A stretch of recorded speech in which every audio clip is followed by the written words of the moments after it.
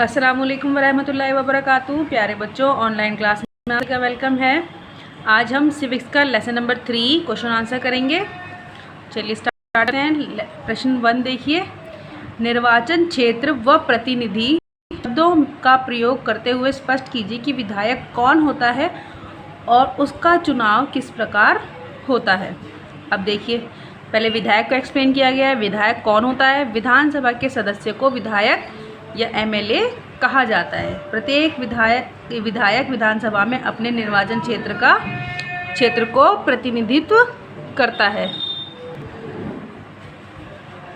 यानी कि जब विधानसभा में किसी बात के ऊपर, किसी सब्जेक्ट के ऊपर चर्चा होती है, निर्णय लिया जाता है, तो अपने अपने इलाके को जो है रिप्रेजेंट कौन करता है? विधायक। यानी कि वो अपने इलाके के जिम्मेदार होते हैं, प्रतिनिधि होते हैं, अपने इलाके की समस्या बताते हैं या उसके लिए जो भी फैसला लिया जाता है उसमें उनका मत भी लिया जाता है। अब है विधायक का चयन किस तरह से होता है। राज्य की संपूर्ण जनसंख्या विधानसभा में नहीं समा सकती, इसीलिए जनसंख्या के आधार पर राज्य को अनेक निर्वाचन क्षेत्रों में बांट दिया जाता है। यानी कि पूरा राज्य एक साथ एक तो वो नहीं देख सकते, तो इसीलिए एमएलए बनाए जाते हैं कि एक सीएम है तो वो कहाँ कहाँ देखेंगे। इसलिए जनसंख्या के आधार पर कितनी जनसंख्या कितने विधायक किस विधायक के अंतर्गत आएगी, उसके हिसाब से उसे बांट दिया जाता है। और फिर वहाँ एक विधायक काम करता है कि भाई इतने लोगों के लिए इनको कार्य करना है, इतने लोगों के लिए इनको कार्य करना है। और प्रत्येक विधायक की सीट पर जो है चुनाव होते हैं।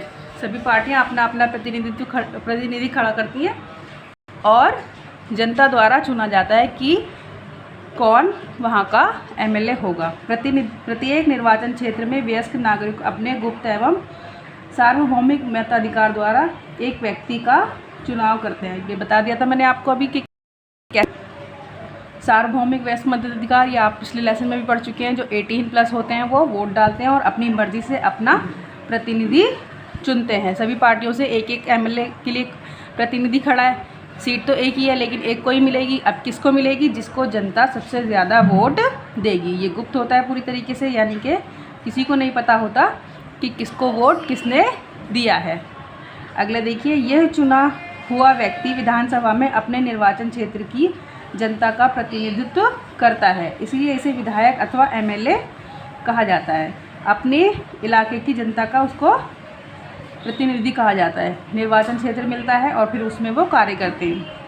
क्वेश्चन नंबर 2 देखिए, पता चल गया आपको कि कैसे चयन होता है और कैसे कार्य किया जाता है। क्वेश्चन नंबर 2 है, कुछ विधायक मंत्री कैसे बनते हैं, स्पष्ट कीजिए। विधायक के मंत्री बनने की प्रक्रिया। अब विधायक तो वो अपने एरिया का बन गया, लेकिन जो मंत्री होते हैं जैसे रेलवे के मंत्री, शिक्षा मंत्री, ये सब जो है सरकार बनाती है। किस तरह बनाती है वो बताना है, प्रक्रिया क्या होती है। पहला स्टेप देखिए, विधानसभा चुनाव के पश्चात बहुमत प्राप्त दल के विधायक अपने नेता का चुनाव करते हैं। यानी कि कितने विधायक हैं उससे जो है सरकार बनती है। जिनके विधायक ज़्यादा होंगे जिस पार्टी के, उसकी सरकार बनेगी, यानी कि उनका सीएम। बहुमत प्राप्त दल का नेता मुख्यमंत्री बनता है, ये बता दिया मैंने आपको, ठीक है। मुख्यमंत्री राज्य के प्रशासन को सुचारू रूप से चलाने के लिए विधायकों में से कुछ लोगों को चुनता है। अब विधायक तो सारे बन गए, अब मुख्यमंत्री खुद चुनेंगे कि उनके जो है मंत्री कौन कौन होंगे शासन को चलाने के लिए, कि शिक्षा पे मंत्री कौन होगा, रेलवे मंत्री कौन होगा, इस तरीके से वो खुद चुनते हैं। ये चुने हुए विधायक मंत्री कहलाते हैं, ठीक है। पता चल गया आपको कि किस तरीके से मंत्री बनते हैं, यानी कि वो अपने इलाके के विधायक भी रहेंगे और मंत्री भी रहेंगे। प्रश्न नंबर 3 देखिए, मुख्यमंत्री तथा अन्य मंत्रियों द्वारा लिए गए निर्णयों पर विधानसभा में बहस क्यों होनी चाहिए। अब कोई कार्य है उसके लिए एक यूँ कह रहे हैं कि भाई ये कार्य इस तरह से होना चाहिए, दूसरे कह रहे हैं कि इस तरह से होना है, तो सारे पहलुओं पर गौर करने के लिए, पता लगाने के लिए कि क्या ये सबके लिए उपयोगी है या नहीं, निर्णय पर बहस होती है। तो देखिए किन किन कारणों से बहस होती है और क्यों होनी चाहिए। मुख्यमंत्री तथा अन्य मंत्रियों द्वारा लिए गए निर्णयों पर बहस आवश्यक है क्योंकि मुख्यमंत्री, मंत्री तथा विधायक सामूहिक रूप से जनता के प्रति उत्तरदायी हैं।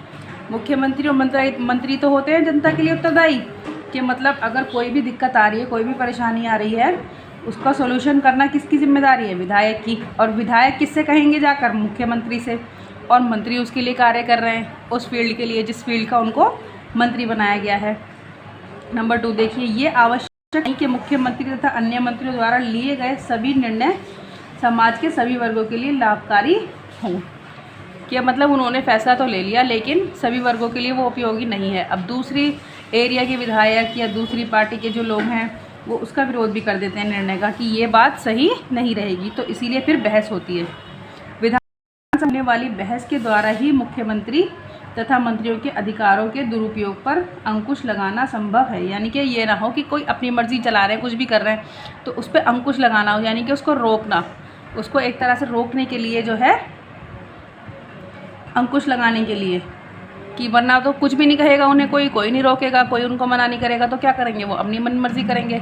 हो सकता है जो बात उनके लिए अच्छी है, उनको अच्छी लग रही है, अप्लाई कर रहे हैं वो, लेकिन दूसरों के लिए उसमें हानि हो सकती है कुछ, तो इसलिए उनको रोकने के लिए भी बहस होती है। बहस के फलस्वरूप वो ये ना समझे कि जी हमारा जो है पार्टी का आदमी जो है मुख्यमंत्री बन गया तो अब हम कुछ भी करेंगे, या मंत्री बन गया, तो उसके लिए ही विपक्ष होता है और फिर बहस भी होती है, उसके बाद ही निर्णय होता है। बहस के फलस्वरूप आए नवीन विचारों को अंतिम निर्णय में जोड़ा जा सकता है। यानी कि फैसला जब होता है, जब सभी उस पर विचार कर लेते हैं, उसके बाद ही उसमें कुछ ऐड भी किया जा सकता है, कुछ माइनस भी किया जाता है। जैसे कोई प्रस्ताव पास होता है तो उसमें अथवा अनुपयुक्त तथ्यों को हटाया जा सकता है। कह रही हूँ ना मैं, कुछ माइनस भी करा जा सकता है, कुछ ऐड भी किया जा सकता है कि ऐसे नहीं, ऐसे किया जाना चाहिए कार्य। जब सब मिलकर बैठकर मशवरा करते हैं, बहस करते हैं, उसके बाद जाकर निर्णय पूरा होता है। अब देखिए क्वेश्चन नंबर 4, यहाँ तक क्वेश्चन नंबर 3 तक ये तीनों क्वेश्चन आपको कॉपी पर करने हैं, और ये जो क्वेश्चन नंबर 4 है इसको बुक में ही फिल कर लेंगे बच्चे। पातालपुरम की क्या समस्या थी? निम्नलिखित के द्वारा इस विषय पर क्या चर्चा का या कार्य किए गए? निम्नलिखित तालिका में भरिए। यानी कि आम सभा में क्या हुआ, फिर विधानसभा में क्या हुआ, प्रेस वार्ता में क्या हुआ, मुख्यमंत्री ने क्या किया पातालपुरम के लिए। पातालपुरम की समस्या लिखेंगे पहले, और फिर क्या क्या कार्य किए गए वो लिखेंगे, तालिका में भरेंगे इसको। देखिए, पानी की कमी के कारण लोगों की 3 दिन में एक बार पानी की सप्लाई दी जा रही थी। इतना पानी कम था कि रोज़ वहाँ पर सप्लाई नहीं दी जाती थी, बल्कि 3 दिन में एक बार दी जाती थी। और दूसरी क्या समस्या थी? लोग मजबूरीवश गंदा पानी पीने के लिए मजबूर थे। जब पानी उनको नहीं मिल रहा था तो क्या कर रहे थे? वो गंदा पानी पी रहे थे, जिसके कारण पूरे क्षेत्र में हैजे का प्रकोप फैल गया। हैजा जो होता है वो एक बीमारी होती है, महामारी फैल गई थी। 10 लोगों की मृत्यु हो चुकी थी तथा जिला चिकित्सालय मरीजों से भरा हुआ था। जिले का जो चिकित्सालय होता है वो मरीजों से भरा हुआ था, यानी कि 10 तो मर गए और बहुत सारे बीमार भी थे। तो ये तो वहाँ की समस्या थी। अब उसमें जो है क्या क्या कार्य हुए वो देखिए। आम सभा में क्या हुआ? विधायक के घर का घेराव, यानी कि विधायक को सभी ने जाकर घेरा। अब आगे देखिए, विधानसभा में क्या हुआ? पानी की कम आपूर्ति, सरकार अस्पतालों की दशा, बीमारी को रोकने में सरकार की असफलता, यानी कि उसे कार्य नहीं कर पाए, असफल हो गए। जिला अस्पतालों में चिकित्सा कर्मचारी व डॉक्टरों की कमी तथा ORS के पैकेटों के वितरण आदि विषयों पर चर्चा की गई। हैजे में क्या होता है? उल्टी दस्त हो जाते हैं, तो उसके लिए ORS जो होती है वो दवाई काम करती है। ये इसको लिक्विड में पानी में डालकर पिया जाता है, क्योंकि गंदे पानी से होने वाली बीमारी है, तो ये पेट में प्रॉब्लम कर देती है, इसी वजह से फिर हैजा हो जाता है। तो इस पर चर्चा की गई। प्रेस वार्ता, यानी कि मीडिया में क्या हुआ? स्वास्थ्य मंत्री ने उठाए गए कदमों की जानकारी दी। अब क्या कदम उठाएं ये लोगों को कैसे पता चलता है? जब वो न्यूज़ पर आकर बताते हैं, उसको रिवील करते हैं कि हाँ भाई हमने ये स्टेप उठाए हैं, तब लोगों को पता चलता है। अब मुख्यमंत्री ने क्या किया? उन परिवारों से की जिनके रिश्तेदारों की मृत्यु हुई थी। अब जो 10 लोग मरे थे उनसे किसने मुलाकात की? मुख्यमंत्री ने। अस्वस्थ लोगों को देखने अस्पताल गए, और जो लोग अस्वस्थ थे उनको देखने अस्पताल गए। कौन?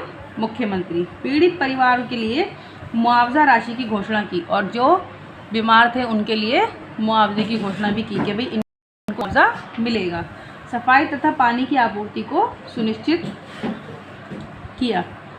ठीक है, कि सफाई हो और पानी जो है उसकी पूरी पूर्ति हो और पानी साफ भी हो, ये सब सुनिश्चित करना किसका काम है? मुख्यमंत्री का। तो ये सभी कार्य किए गए। इसको आप टेबल में भर लीजिए। यहाँ तक ये आपका लेसन नंबर 3 कंप्लीट हुआ है। क्वेश्चन आंसर बच्चे कॉपी पर कर लीजिए। मिलते हैं हम नेक्स्ट वीडियो में, तब तक के लिए अल्लाह हाफिज़। अस्सलामु अलैकुम वरहमतुल्लाहि वबरकातुहू।